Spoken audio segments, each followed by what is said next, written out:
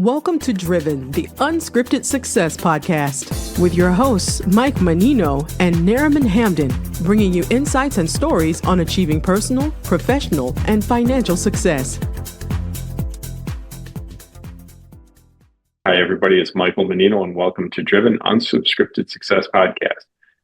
And on the podcast, we're going to interview professionals who share their experience with you, the audience, and how they got to where they're at today. And zooming from the beautiful island of Fort Myers, Florida, we have Monica Spivey. She was a correctional facility officer in New York and Florida, and then started her own cupcake company called Tamu Cupcakeery. Is that right? Tamu Cupcakeery. Tamu Cupcakeery. I can't even say that. Tongue turned. How you doing, young lady? I'm doing pretty good. Thanks for asking. Awesome. So you're in Florida now, and we were talking offline about how you got into this. Can you do me a favor and share with the audience how you got into your company? Once I moved when I was in New York as a kid, my mother, she always, she bought me the Easy Bake Oven, and I was always baking. Yeah, that was the start of it. That was the birth of it. And I loved it. And I would sell little mini cakes, at a little stand. People did lemonade stands. I did the mini cakes. And when I moved to Florida, New York is much more fast paced and Florida was slow. So I moved here and it was boring. I was, working at the correctional facility and it was a little boring. So in my spare time, I would make cakes and I would bring them into the facility and, share them with my coworkers, cupcakes.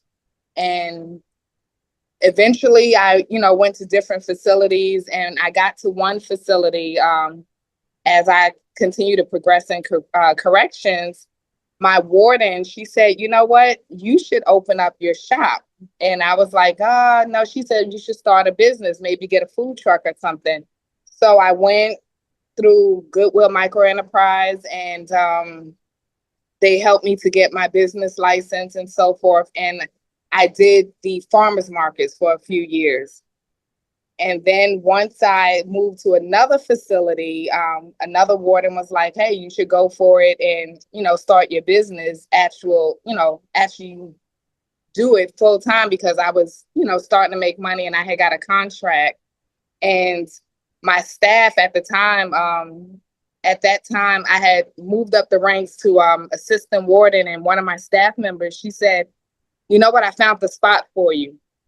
And I was like, really? Stop it. And she was like, I made an appointment for you. You're going there to look at the shop. And I'm like, girl, no. And she's like, it's already done.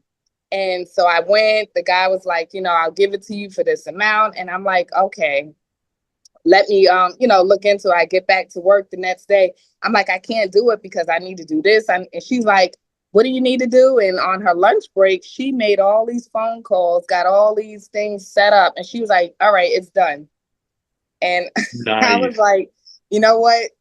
She was like, you're never going to leave us if I don't, help you get out the door. And she was right. I was so dedicated that I didn't want to leave. I had one foot in, one foot out.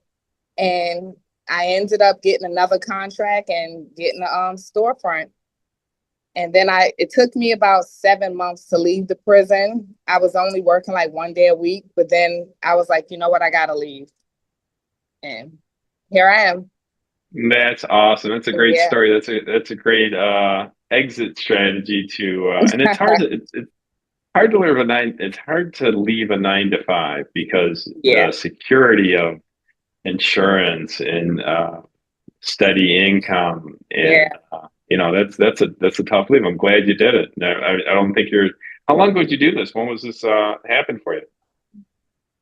We opened up the bakery in August 20th, 2020, exactly 5 years ago during COVID. Yeah. What a time to start a business. Yeah. He was going out of business because of COVID, and I was looking to get a place because I had acquired some contracts and it was too much working out of the commercial kitchen. So that is fantastic. Yeah. Now you got your own kitchen. and your storefront. And awesome. Yes. It's going pretty good for you? It's going very well. I'm definitely thankful. That's awesome. That is fantastic. I'm happy for you. So there's a lot of competition in bakeries, in businesses. What sets you apart? What comes easy to you that doesn't come easy to other people? So when I first started, well, the biggest thing that sets me apart is I have an abundance of flavors. So when I first started, I had about 75 flavors. You started with 75. It was crazy, and because I was that's crazy. Yeah, and I was letting everyone taste test, and then people were giving me more and more ideas, and then the list just went long. I didn't know how to delete anything, and so I started off. It was my first brochure was 70 plus cupcakes. Now I have 107 flavors, and we continue to scale it down. But I think that's what made me, because you go to your standard bakery, they have vanilla and chocolate. They might put a filling in there or put a flavored frosting on top, but pretty much they have your generic flavors. Whereas, like I had a customer, he was like, "You're the only one that'll let me get a whole bunch of flavors." He's like, "I need 500 cupcakes, and they're telling me I can only get 4 flavors." And I was like, "Well, no, how many flavors do you want?" He's like, "How many can you give me?" I was like, "Do you want 10 flavors, a dozen?" And he was like, "A dozen would be great." And I said, "Okay, well, let's go." And a lot of people, they don't want to do that many flavors. But on a daily basis, I typically have about 15 flavors. So but you have 107 recipes for different flavors. I do. That is crazy, young lady. Yeah. That is crazy. And you have cakes and other pastries, or just cupcakes? No, we have everything from cheesecakes, pies, cookies. I do all type of desserts. The only thing I don't do donuts. So I do homemade ice cream. I do beignets. So pretty much if someone asks me, I'll do it. I do donuts if an old customer asks me, because I did them before. I just don't like it. Gotcha. That's fantastic, man. I can't believe it. And people have 107 flavors to choose from. That's crazy. Like, have you ever? Here's a question from an Italian. Have you ever heard or seen of a cassata cake? A cassata cake? Yeah. So I heard of it, but I've never made it. Okay, it's not that hard. It's not that hard. It's basically for the audience, for the people that don't know what it is. It's basically two cakes, and in the middle is the cannoli filling to cannolis. Mm-hmm. And then you put one cake on top of the other. You put the cannoli filling in between. You frost it, and you put chocolate sprinkles on top. We call it the Italian wedding cake, and it is the best. It is the best. So that's interesting, because there's another name for Italian wedding cake as well. A different recipe, because I have the Italian wedding cake. Now, you can correct me. The one that I have, which your customer asked me to make, it's like a vanilla-based cake, but it has pineapple filling in it. Have you heard of that one? Yeah, that's good too. Yeah, I think, what does it have? Does it have coconut and pecans, I think? Yeah, coconuts, yep. Okay. I don't know about the pecans, but there is some nuts in it. Yeah, you can put nuts in it. Each recipe is different. Each person's different that makes it. But that's going to be awesome. Have you made one of those yet? I've made the Italian cake, yes. And I've made cannoli cakes. I've had a lot of people ask me to make the cannoli cake. So is that a cake with the cannoli filling, and then the cake on top of it, white frosting and chocolate on top? Yeah, I make so it's a vanilla based cake, but it has a hint of orange in it. Yes. Yeah, and, you know the secret. Don't tell that too loud, man, because you're gonna let it out. And then I make the cannoli cream. And so I have 3 layers of cake, 2 layers of the cannoli cream, and then I put the cannoli on top with the chocolate and some chocolate chips.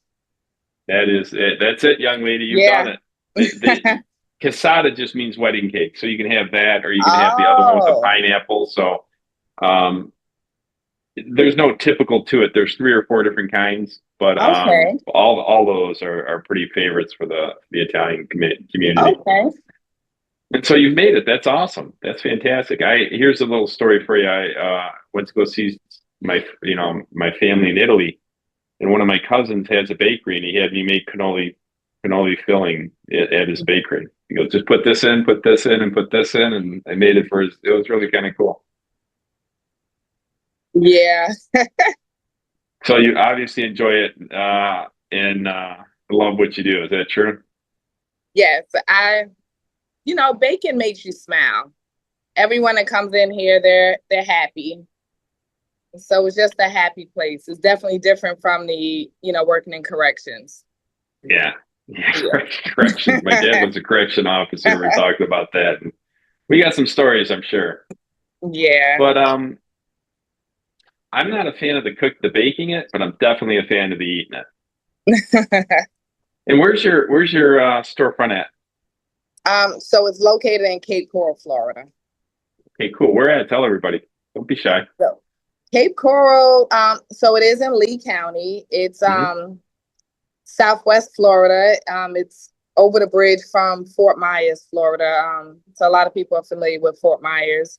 But Cape Coral it's in Lee County and it's close to Charlotte County. So I get a lot of people from Lee County and Charlotte County. Nice.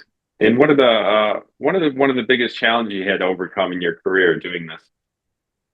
The biggest challenge I would say is probably getting more customers in the door, because I started online and then I, did some of the farmers market, but I still have a tremendous amount of online customers.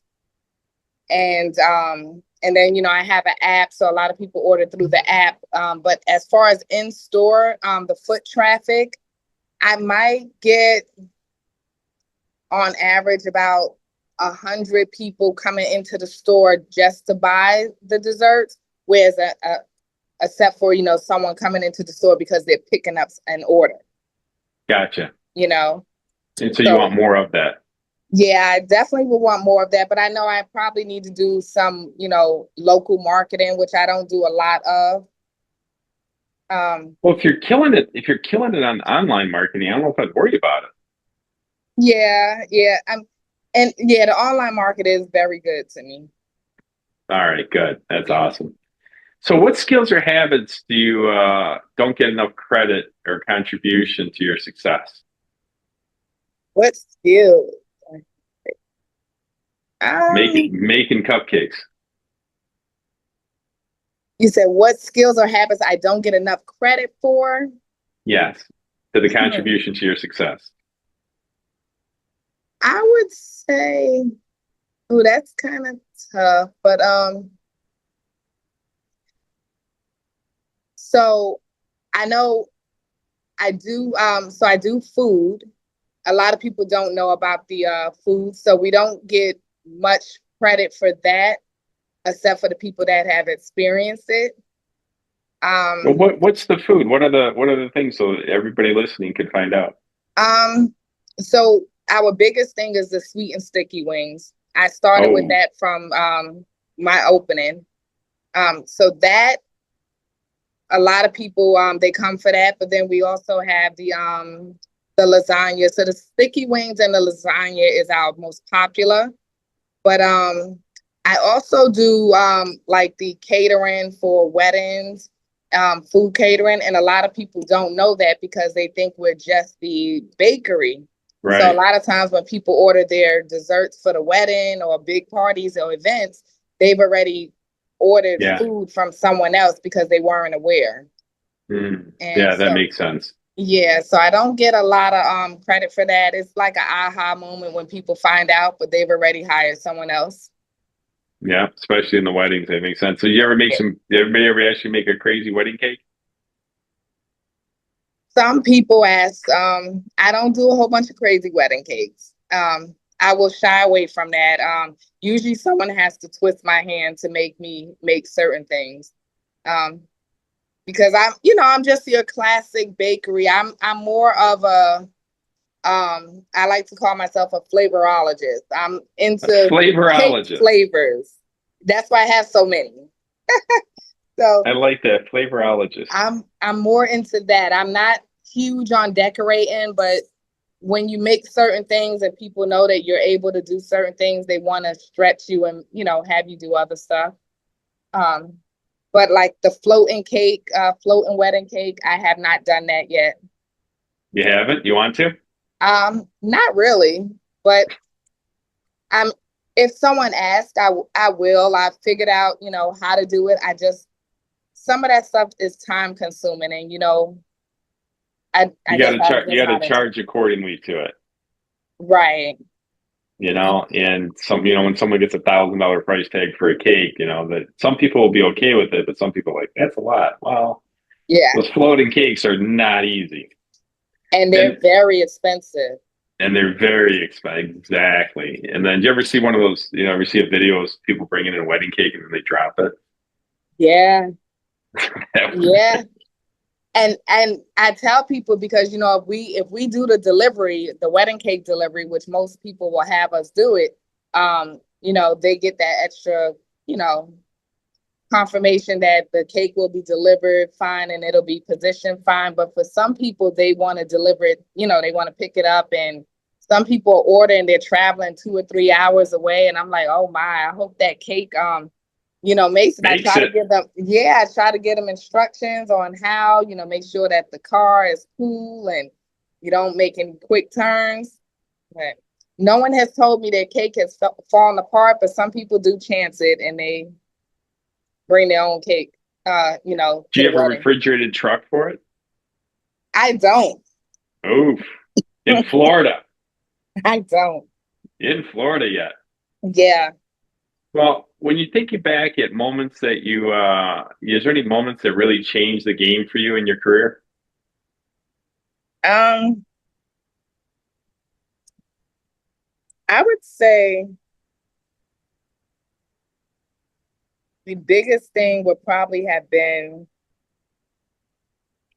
my contract that I have with 1-800-Flowers. Oh, give me one moment. Sure.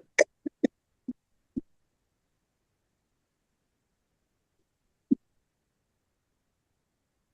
think I'm coming up with a cold. I'm sorry, young lady. Take care of that. You gotta take all those vitamins. What do I use? I use zinc and vitamin C. They seem to knock it all out. I've been taking it. Man, good. I'm sorry you're not feeling good. Has there been let's get back into it. So has there been any books or podcasts or something that really changed the outlook of your approach?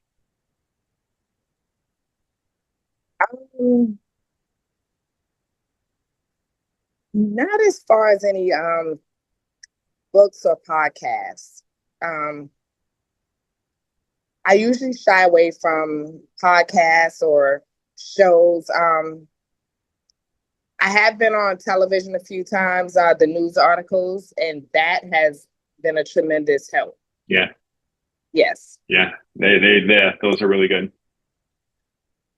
They tend to bring in the business. Yes. Especially when you tell me you have 107 flavors. Yeah.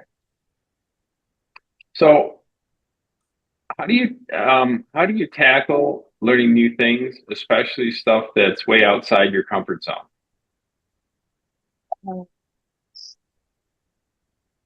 I pray. There you go. If someone asks me to do something that's really complicated, I will usually pray on it. And, I'll research on YouTube. Before I give them a definite answer, I'll look on YouTube, or maybe I'll contact another bakery or one of the groups that I'm in. And then once I develop a plan of action for it and I feel confident in it, then I'll agree to it. So there hasn't been anything that I have not taken on, but some people had to persuade me to take it on. Right. It's outside your comfort zone. You're like, well, wait a minute. And then yeah, you end up doing it. Case, you know? Yeah. I know exactly what you mean. Yeah. We do here's something for you. I'm a builder and work with multifamily. And a crazy pastor comes up to me and said, God wants me to build a house in 6 days. Mm. I said, what do you do for a living? He goes, I'm a pastor. I go, what did you do before you were a pastor? He goes, I was a bartender. Oh. Yeah. So does God in? He goes, yeah. I said, well, I'm in until God's out. He started laughing and said, all right. We end up building a house in 6 days, and it was really kind of cool. Oh my gosh, that's amazing. Stepping outside the comfort zone and know exactly how you feel, and you're kind of apprehensive about it. But if God's involved, you're pretty much, your odds are you're going to be okay. Yeah, and I've learned that it makes no sense to go crazy over it and get nervous and everything, because that just delays the process. So I just pray on it, take a deep breath, and I'm like, you know what, you got this. This is what you got in the business for, so just go ahead and make it happen. Well, listen, I can't thank you enough for being on the podcast. You gave a lot of good insights. If someone wants to dive deeper with you and connect with you, what's the best way to do that? How would they go about it? So we're located here at 311 Del Prado Boulevard South in Cape Coral. The phone number is 239-673-9860. And I'm also online at TamuCupcakeery.com. Awesome. Well, I can't thank you enough, and wish you continued success with what you're doing. And you've come a long way. I don't know how to say this. You've come a long way, baby. I think that's a movie. From prison guard to business owner. Yeah. Congratulations, and thanks again for being on the show. Thank you so much. Thanks for having me. I appreciate you. I appreciate you. Thank you. Thanks. Thanks for listening to Driven, the Unscripted Success Podcast. Want to share your story? Apply to be a guest at drivensuccesspodcast.com/guest.